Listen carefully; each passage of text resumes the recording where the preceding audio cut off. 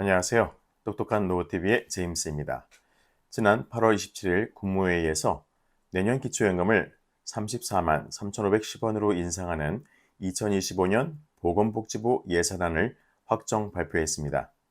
그렇다면 국민연금 연계 감액은 과연 얼마까지 적용이 될지에 대해서 궁금해하시는 분들이 많으셔서 오늘은 이 주제에 대해서 아주 쉽게 설명해 드리도록 하겠습니다. 2024년 현재 기초연금은 신청인의 소득과 재산, 그리고 부채까지도 모두 반영한 소득 인정액이 단독가구 213만 원, 부부가구 340만 8천 원 이하면 단독가구는 33만 4,810원, 부부가구는 53만 5,680원까지 받을 수가 있는데요. 지난 8월 27일 국무회의에서 심의 확정한 2025년 기초연금은 2024년 33만 4,810원에 2.6%인 8,700원이 인상된 34만 3,510원이라고 발표했습니다. 그렇다면 국민연금 연계 감액의 기준금액은 어떻게 바뀌게 되는 걸까요? 먼저 국민연금 연계 감액이란 국민연금을 기초연금의 150%를 초과해서 받을 경우 기초연금 기준 금액의 50%까지 감액당할 수 있는 악법이라고 할 수 있습니다. 따라서 2025년 국민연금 연계 감액은 국민연금을 2025년 기초연금 34만 3,510원의 150%인 51만 5,260원을 초과해서 받을 경우 기초연금 34만 3,510원의 최대 50%인 17만 1,750원까지 감액당할 수 있습니다. 그럼 국민연금 연계 감액은 부부 각각의 국민연금액을 기준으로 판단하는지 아니면 부부 합산한 금액으로 판단하는지도 궁금하실 텐데요. 부부 가구의 경우 기초연금을 신청하시면 부부 각각의 국민연금액을 기준으로 국민연금 연계 감액의 적용 여부를 판단합니다. 예를 들어 국민연금을 남편 100만 원, 아내 50만 원을 받고 계신다면 남편은 국민연금 연계 감액 대상이시고 아내는 국민연금 연계 감액 대상이 아니십니다. 또한 65세가 되어 기초연금을 신청하게 되면 국민연금 연계 감액과 부부 감액 둘 다 감액할 수 있기 때문에 기초연금을 갉아먹는 세 가지의 감액 제도를 충분히 알고 계셔야 합니다.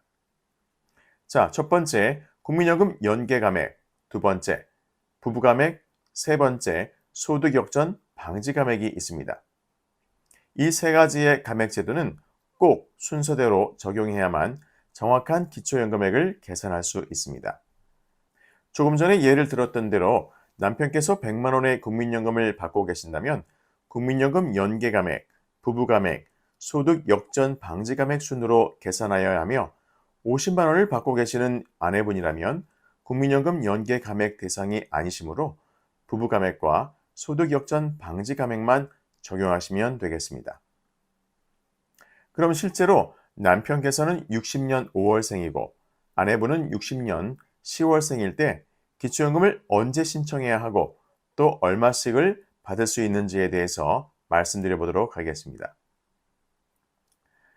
2025년 기초연금 기준 연금액이 34만 3,510원이고 위에 부부께서 국민연금 연계 감액과 부부 감액에만 해당된다는 전제하에 계산을 해보겠습니다.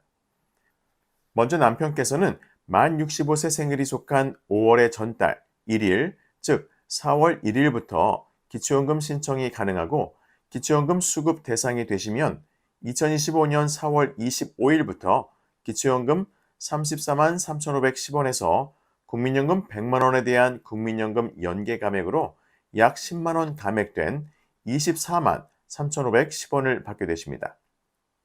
그리고 아내분은 만 65세 생일이 속한 10월의 전달 1일인 9월 1일부터 기초연금 신청이 가능하고 국민연금 연계 감액 대상이 아니시므로 부부 감액 20%만 적용된 27만 4,800원을 받으실 수 있고 남편분 역시 부부 감액이 적용돼서 19만 4,800원을 받으실 것으로 예상됩니다.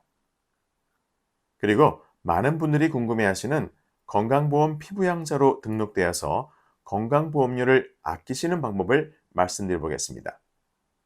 먼저 알아야 할 내용은 국민연금과 기초연금이 피부양자와 지역건강보험료에 미치는 영향입니다. 국민연금을 포함한 공적연금은 건강보험 피부양자 자격을 결정할 때 소득 기준이 되는 연간 합산소득에 기본공제 없이 100% 반영됩니다.